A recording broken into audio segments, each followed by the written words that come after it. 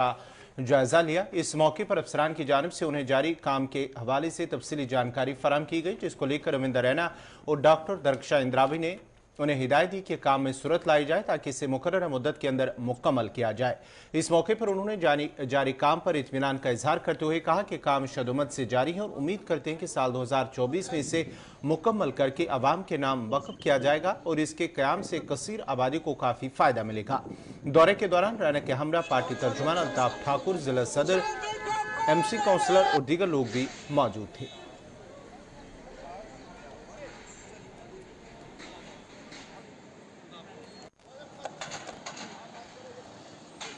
कश्मीर की एक शान होगी जब ये एम्स हॉस्पिटल यहाँ पुलवामा के अवंतीपुरा में पूरा हो जाएगा। बहुत तेजी से इस हॉस्पिटल का जो है वो कंस्ट्रक्शन का काम चल रहा है। हमने आज इस अवंतीपुरा के एम्स हॉस्पिटल का दौरा किया, यहाँ का जो काम चल रहा है उसका मुआयना किया और मैंने देखा कि ज़बरदस्त काम जो है यहाँ के जो CPWD डिपार्टमेंट जिसके पास ये काम है और जो यहाँ के कॉन्ट्रैक्टर्स हैं, यहाँ के जो इंजीनियर्स हैं, यहाँ के जो GM साहब हैं, सब दिन रात मेहनत कर रहे हैं और एक रिकॉर्ड टाइम में ये अवंतीपुरा का एम्स हॉस्पिटल ये बनकर तैयार होगा।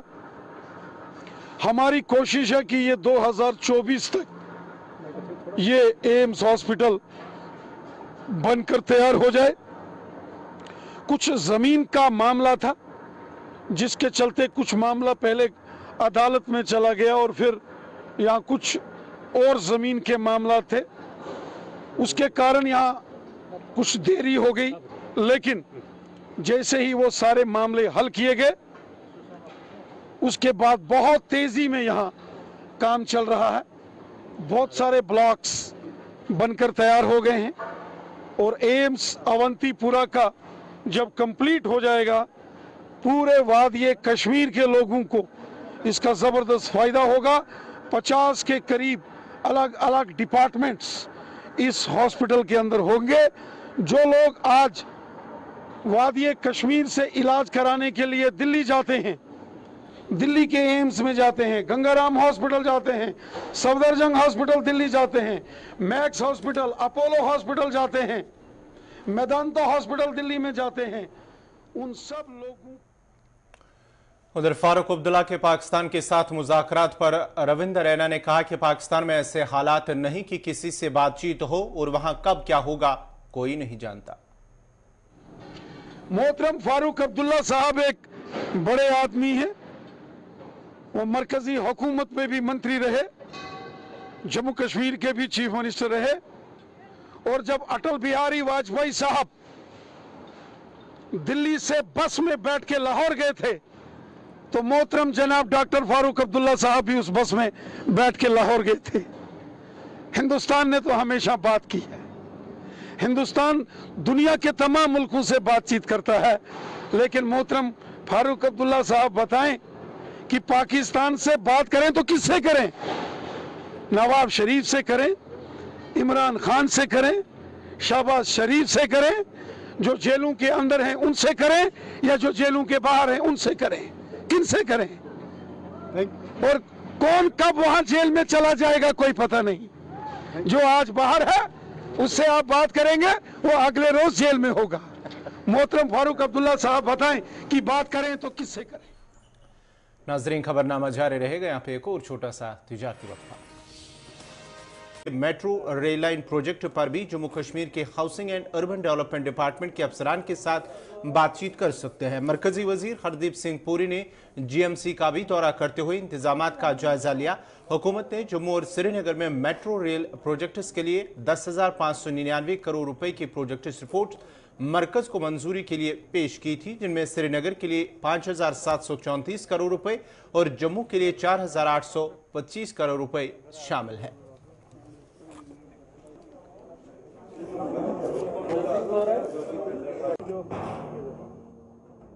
जब वाजपेयी जी की सरकार थी तो मेट्रो थी नहीं, उन्होंने शुरू की, ठीक है। और जब मोदी जी ने दायित्व संभाला तो उस समय हमारी शायद 200 कुछ किलोमीटर थी।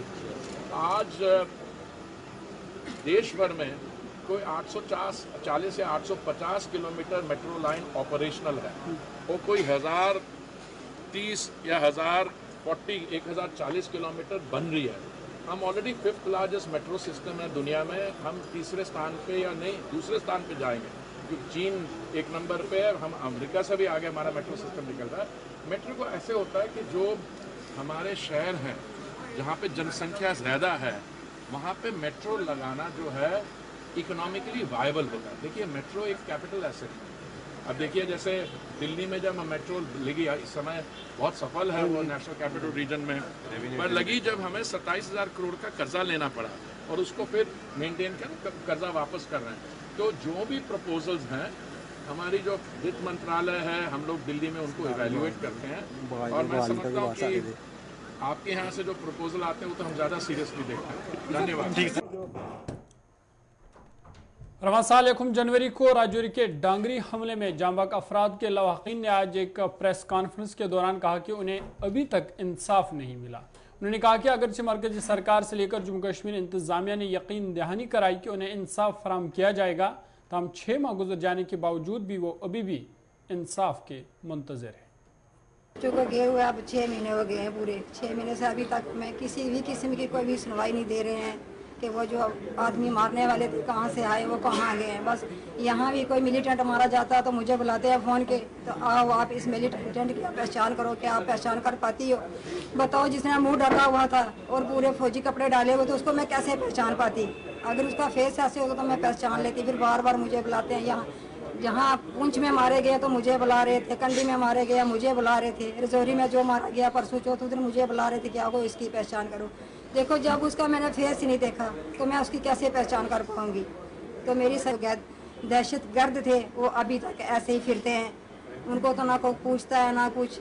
साथ में जो मेरे बच्चों के साथ गाड़ी लगी हुई थी उन बच्चों ने कम से कम 2 घंटे तक वो गाड़ी लगाई है। सिलेरियो गाड़ी थी लेकिन वो आए दिन तक उस गाड़ी का हमें पता नहीं चला कि उस गाड़ी का मालिक कौन था। और जो 2 बच्चे मेरे बच्चे के पास खड़े थे उनका भी पता नहीं चल रहा कि वो बच्चे कहीं जेल में हैं या बाहर हैं, हमें कुछ भी कोई नहीं बता रहा है। इसलिए मैं यही विनती करती हूँ, एक माँ मुझे कुछ भी नहीं चाहिए, मुझे चाहिए तो सिर्फ अपने बच्चों का न्याय चाहिए। मैंने सरकार के पैसों को क्या करना है? देखो जब मेरा परिवार ही नहीं रहा, मेरा बच्चा ही नहीं रहा, बच्चे के लिए तो सब करते हैं, तो अगर मेरा कुछ रखा ही नहीं तो मैं क्या करूँगी? सरकार के पैसों को क्या करूँगी? मैं सरकार की नौकरी को, मैं नौकरी करके भी मैं किसको खिलाऊंगी? बस सरकार मुझे यही बताए, अगर नौकरी दी है मुझे तो मैं नौकरी तो करूँगी लेकिन मैं खिलाऊंगी किसको? बच्चों के लिए तो सब करते हैं। तो मेरी यही विनती है सरकार के आगे कि जल्द से जल्द, मुझे और कुछ भी नहीं चाहिए, मुझे अपने बच्चों का न्याय दे दे। देखो हम किसके आगे जाके विनती करें, किसके आगे जाके? अब हमारी सरकार है, हमारा सब कुछ होते हुए भी अगर हमारी आज ये हालत हो रही है तो देखो हमारी सुनवाई अभी भी नहीं हो रही तो हम कहाँ जाएं? किसके आगे हम फरियाद लगाएं? हमारी एडमिनिस्ट्रेशन के आगे यही विनती है।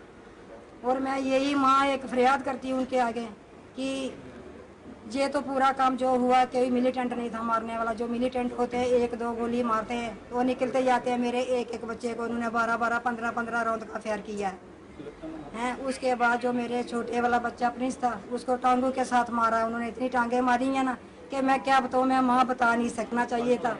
अगर मारा मेरे बच्चों को तो मुझे बच्चों का न्याय चाहिए। अगर सरकार मेरे बच्चों का न्याय दे सकती है तो ठीक है, नहीं तो फिर मैं जो आगे वाला कदम उठाने के लिए जा रही हूँ उसके आगे फिर मैं सरकार की भी नहीं सुनूंगी। अभी मैं सरकार भी की सुन रही हूँ। नाजरीन, खबरनामा जारी रहेगा। यहाँ पे छोटा सा तिजारती वक्फा।